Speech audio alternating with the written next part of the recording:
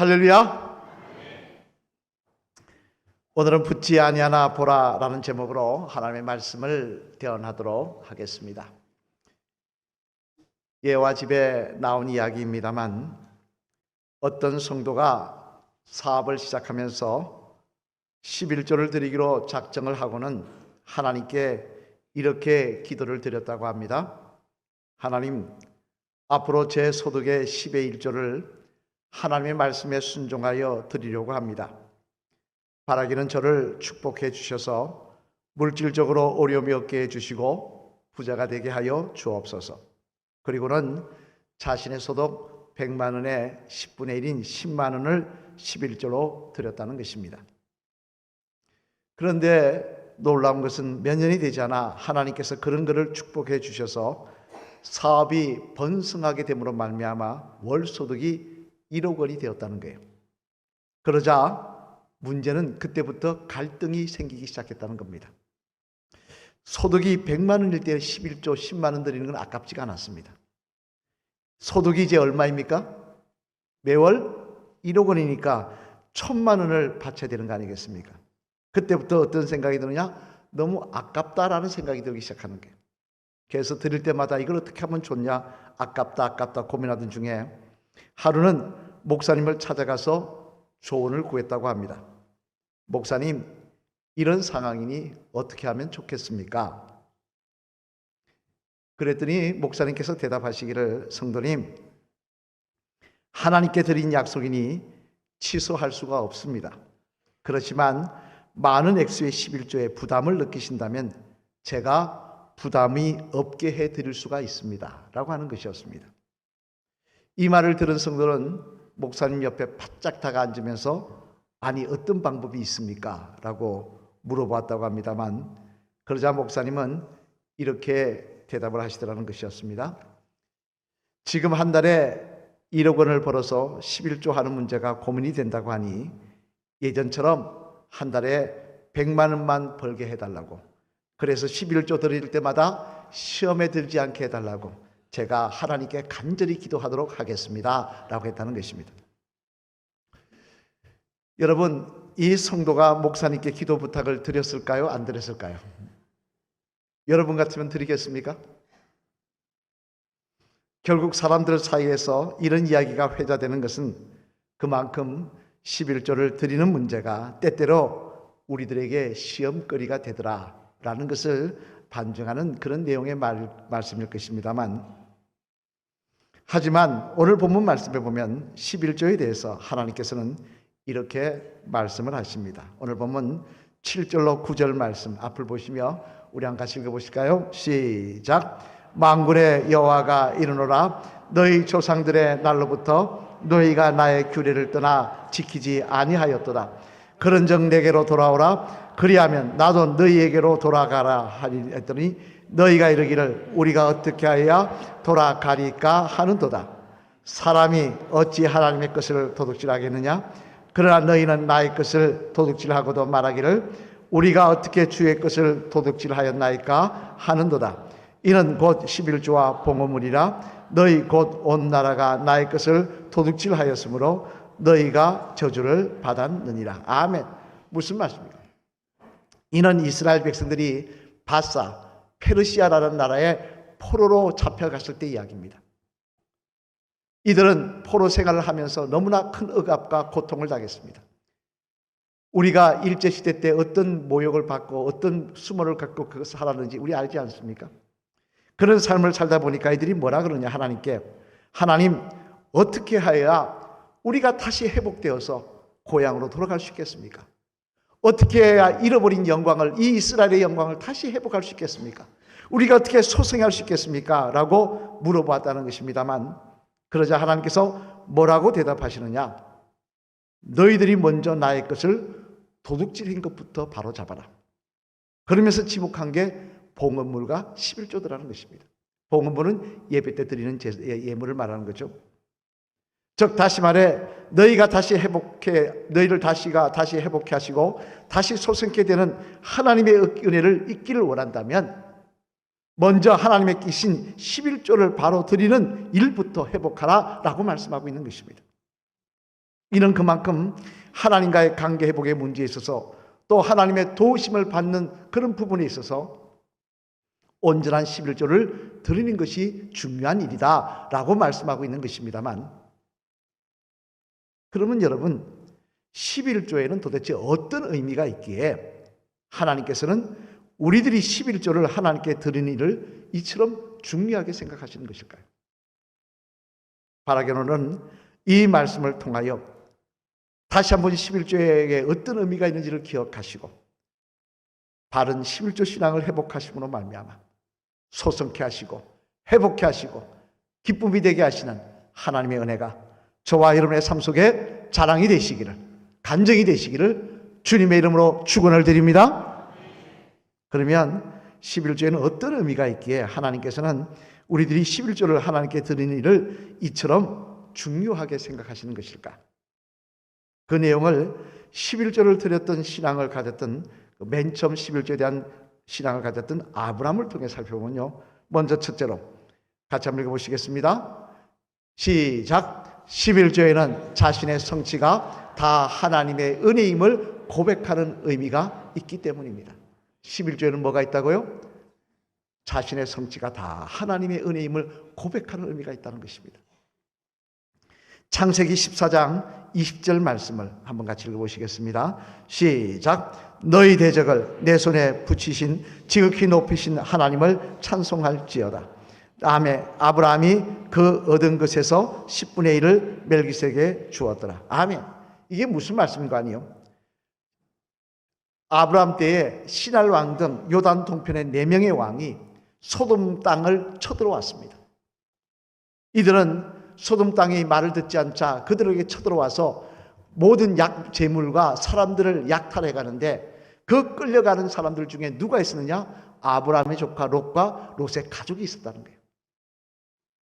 그러자 이 소식을 들은 아브라함은 자신이 데리고 있던 군대를 이끌고 이들에게 쳐들어가서 그 포로로 끌려든 사람들을 다 찾아오고 또 잃어버렸던 약탈당했던 재물까지 다 찾아왔을 때, 그때 멜기세덱이라는 하나님의 제사장이 그를 축하하면서 나오면서 한 말입니다만, 여기에 보면 멜기세덱이 뭐라고 이야기하느냐? 너희 대적을 내 손에 붙이신 지극히 높으신 하나님을 찬송할지로다 라고 말을 하고 있더라는 것입니다. 무슨 이야기냐? 지금 아브라함은 승리해서 기쁨에, 승진한 기쁨에, 우리가 어마어마한 승리를 거뒀다고 기뻐하며 돌아왔지만, 멜기세덱은 뭐라고 이야기하냐? 이것 승리한 것은 네가 능력이 많아서 승리한 것이 아니라는 것입니다. 내 병사가 일당백이 되어서 승리한 것이 아니라는 것입니다. 구약을 전공한 성경학자들에 따르면요, 이 당시 소돔과 고모라 땅을 침공했던 이 4개국, 요단 동편의 4개국 연합군의 규모가 얼마 정도 되었느냐, 그러니까 대략 10,000명 정도 되었다고 합니다. 그런데 그런 10,000명을 위에 두고 아브라함은 몇 명의 군대를 데리고 와서 그들을 침략했는지, 그들에게 습격을 했느냐? 우리 한번 볼까요? 창세기 14장 14절 말씀 앞을 보시며 같이 한번 읽어보시겠습니다. 시작. 아브라함이 그의 조카가 사로잡혔음을 듣고 집에서 기르고 훈련된 자 318명을 거느리고 단까지 쫓아가서. 아멘. 자, 적은 10,000명인데 아브라함은 몇 명을 데리고 갔다고요? 318명. 300명 병사를 데리고 쫓아갔다는 거예요. 그러면 한번 여러분 생각해 보시길 바랍니다. 상대방은 10,000명인데 나는 300명이다. 이길 수 있습니까? 아무리 일당백의 용사라 하더라도 이건 안 되는 이야기입니다. 더군다나 상대편 이 신할 왕 등의 이 4개국 연합 이 군대는요, 이미 요단 동편에 있는 5개 도시 마을을 다 점령할 정도로 강력한 군대였습니다. 그런데도 결론이 어떻게 되느냐? 아브라함이 이기더라는 거예요. 심지어 그들은 깜짝 놀라 도망가는데, 습격을 했을 때 도망가는데 이들이 도망가다가 호바라는 곳까지 쫓겨가서는 다 놓고 죽임을 당하고 많은 사람들은 고향으로 그냥 빈몸으로 또 도망쳐 가더라는 거예요. 얼마나 아브라함이 기뻤을까요? 300명 데리고 가서 이게 될까 싶었는데, 적들이 밤에 기습을 했더니 이들이 그냥 놀래가 다 도망가면서 물건을 다 던져주고 도망가고 사람들을 다 나누고 도망가고 그랬으니 얼마나 기뻤을까요? 하지만 멜기세덱은 분명히 이야기합니다. 이것은 내가 한 것이 아니라는 것입니다. 이것은 하나님이 하신 것이라는 것입니다. 그러자 멜기세덱의 말을 들은 아브라함은 분명히 깨닫는 사실이 하나 있었습니다. 그것은 이번 승리도 하나님의 은혜였지만 지금까지 자기의 삶의 여정도 하나님의 은혜였다는 사실을 말입니다. 사실 여러분, 솔직히 말해서 아브라함의 삶 속에서요, 하나님의 은혜 빼놓으면 말할 게 없습니다.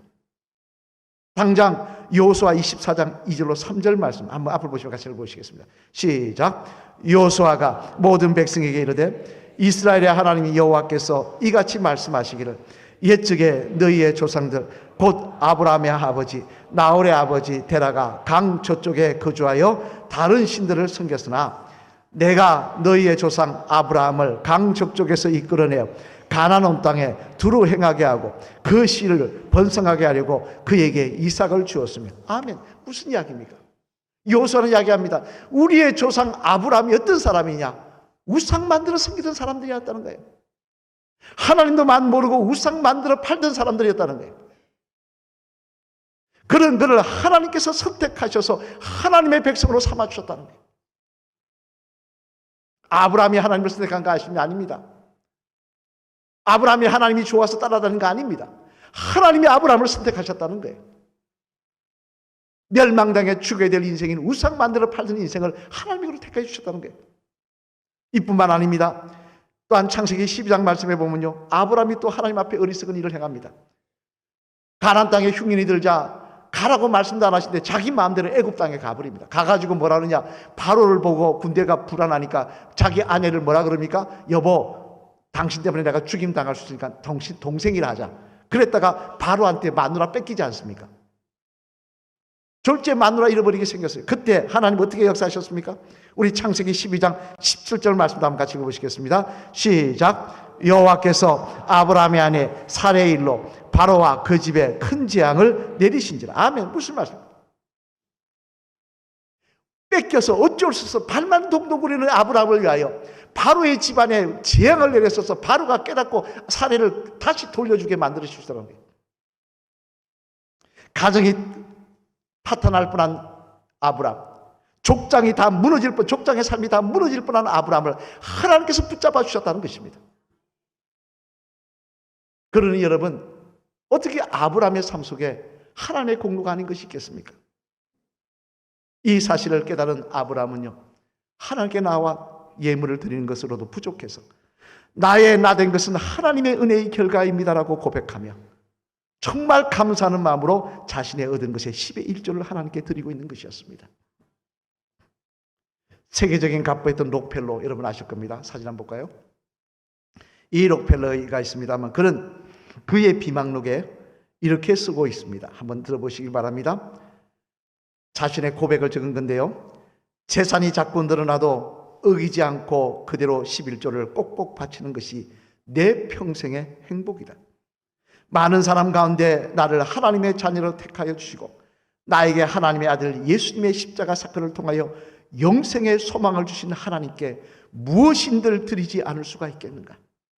진정 그 은혜에 감사하면 10의 1조가 아니라 10의 9조라도 드릴 수가 있는 것이다.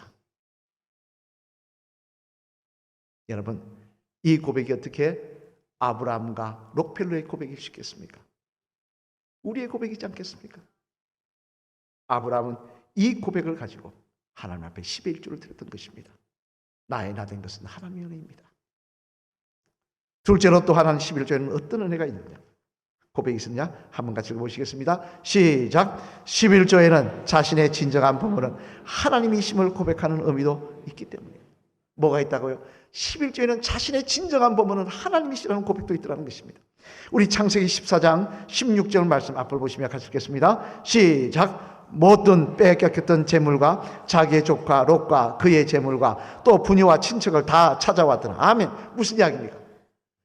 이 신할 왕 등의 군대를 습격하여 그들에게서 사람을 구출해 왔는데, 재미난 것은 사람만 구출한 것이 아니라 뭐까지 구출해 왔다고요? 재물까지 빼앗아 왔다는 거예요. 여러분, 그 당시 소돔과 고모라는 비옥한 땅이었습니다. 얼마나 비옥해서 사람이 먹고 살기 고달프면요, 우상숭배, 성적 타락 안 합니다. 먹고 살기 급한데 무슨 성적 타락이 있고 우상숭배 있고 룸사롱이 있겠습니까? 가난하면 하고 싶어도 못해요. 부유한 도시였습니다. 성적으로 타락한 도시, 부유한 도시였습니다.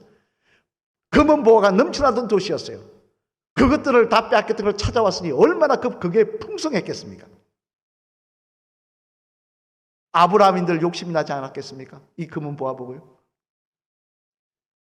재미난 것은요, 제가 아는 분인데 집사님이신데 그런 분 말씀하시더라고요. 목사님 참 사람 마음이 간사합니다. 그게 뭐라 그랬더니 적금 타가지고 그 돈을 목돈을 집에 갖다 놨더니 잠이 안 오더래요. 누가 가져갈까 봐. 사람 마음이 똑같은 거예요. 근데 아브라함은 어떻게 하느냐?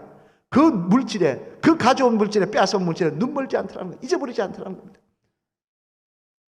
그는 하나님께 먼저 10의 1조를 드리고 있더라는 것입니다만, 그럼 왜 하필 5분의 1이냐 20분의 1이 아닌 10의 1조를 구별해 드렸느냐? 그것은 이스라엘 백성들이 가지고 있는 그 생각 때문이에요. 그 의지입니다. 그들은 10을 만수라고 생각했어요. 여러분 숫자를 세면 뭐로 셉니까? 여러분 손가락으로 세잖아요. 하나 둘 세지 않습니까? 그럼 몇 개 세면 꽉 찹니까? 10개 세면 꽉 차요. 그래서 열이라는 건 전체를 의미한다고 생각했습니다. 따라서 10의 1조를 드린다는 것은 자신의 모든 가진 것의 모든 것을 다 하나님께 구별하여 드리기를 원하는 마음을 담아 예물을 드린다라는 의미가 있었다는 것입니다. 즉 다시 말해서 그 마음속에는 하나님, 저의 보물은 이 물질이 아니라 하나님이십니다. 그래서 제가 가진 이 물질의 전체를 다 구별하여 하나님께 드리는 마음으로 10의 1을 하나님 앞에 구별하여 드려오니 기쁘게 받아 주옵소서라는 의미가 있었던 것입니다. 아브라함은 그런 의미로 하나님께 10의 1조를 드렸던 것입니다. 여러분 이처럼 아브라함은 자신의 성취가 다 하나님의 은혜임을 고백하는 마음으로, 또 자신의 진정한 보물은 이 재물이 아니라, 이 돈이 아니라 하나님이심을 고백하는 마음으로 11조를 하나님께 드렸던 것입니다만, 그러나 우리가 주목해 볼 내용이 있습니다. 그게 뭐냐? 그런 아브라함의 모습을 보신 하나님의 말씀이십니다. 우리 한번 볼까요? 창세기 15장 1절 말씀 앞을 보시며 같이 읽으시겠습니다. 시작. 이후에 여호와의 말씀이 환상 중에 아브라함에게 임하여 이르시되 아브라함아 두려워하지 말라. 나는 너의 방패요 너의 지극히 큰 상급이니라. 아멘. 이렇게 하나님을 기뻐하며 하나님이 나의 보물이라고 하며 예물을 드리자 하나님께서 바로 그 다음에 이어진 말씀입니다. 나타나셔서 아브라함에게 말씀하시는데 뭐라고 말씀하냐? 나는 너의 방패라는 것입니다. 나는 너의 지극히 큰 상급이라는 것입니다. 무슨 이야기입니까? 내가 끝날까지 너와 함께 하시겠다는 거예요. 내가 너를 도와주겠다는 거예요. 그 믿음에, 그 고백에 내가 함께 하시겠다는 것입니다. 초창기 우리나라 목회자 중에 한 사람이었던 김익두 목사님 아실 거예요. 한번 볼까요? 김익두 이렇게 생겼죠. 이 김익두 목사님, 이분이 항해도에 있는 재령업 교회라는 교회에 가서 붕회를 한 적이 있다고 합니다. 붕회 기간 동안 여러분 아픈 환자들 나와서 기도 받으실 분들 나와서 이렇게 기도 받으라 하지 않습니까?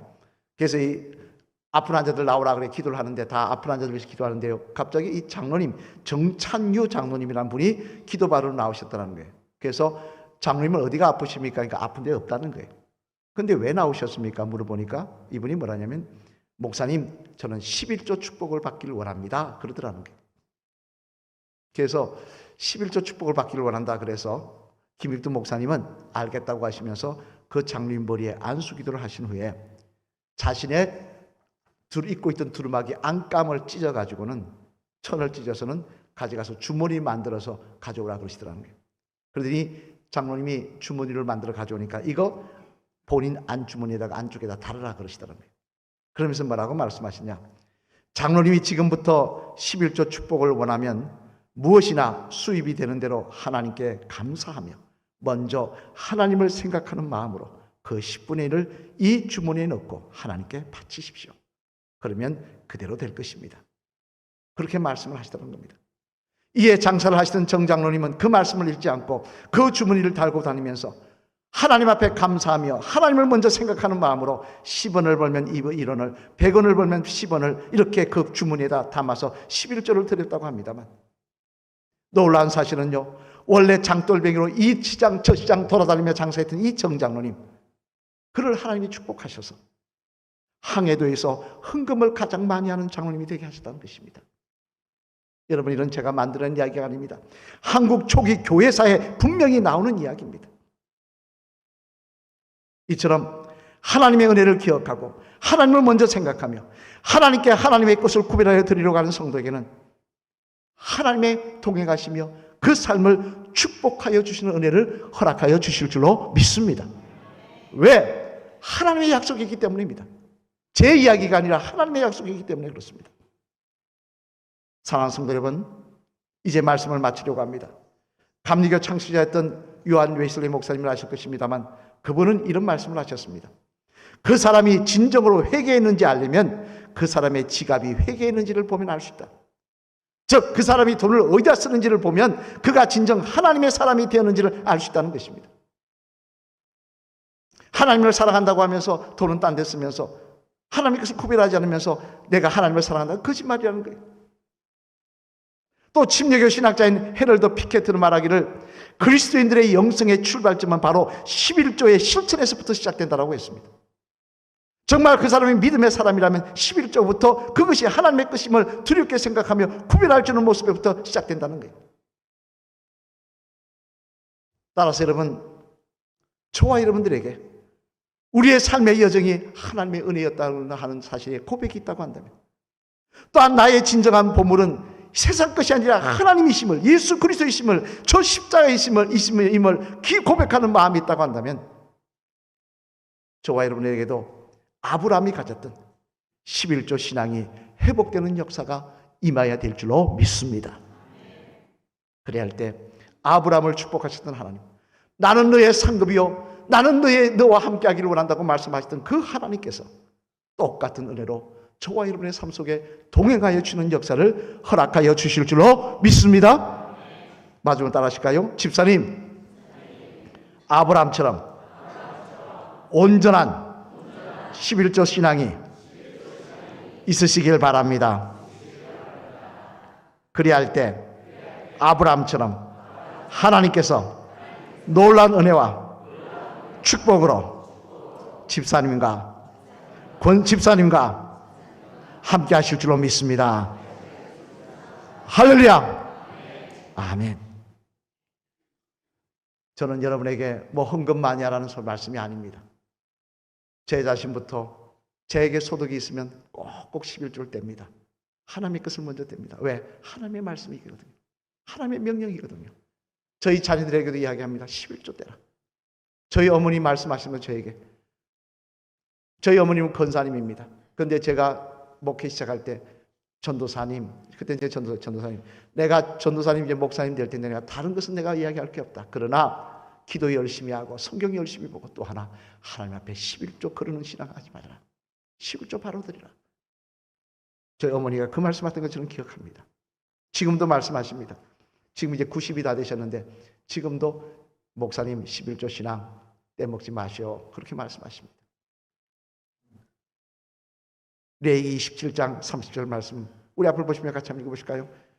같이 읽겠습니다. 시작. 그리고 그 땅의 10분의 1 곧 그 땅의 곡식이나 나무의 열매는 그 10분의 1은 여호와의 것이니 여호와의 성물이니라. 아멘.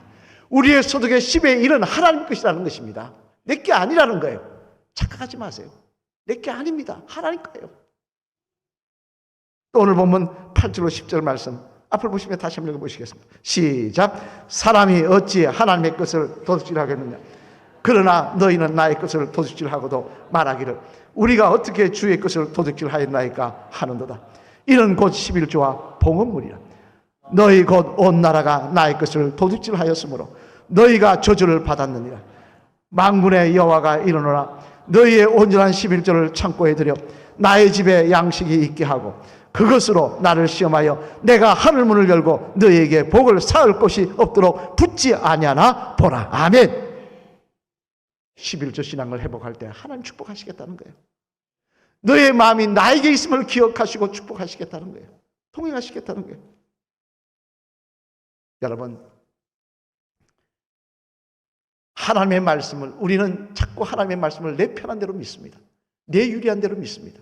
아닙니다. 하나님의 말씀은 신앙의 주체는 내가 아니라 하나님이십니다.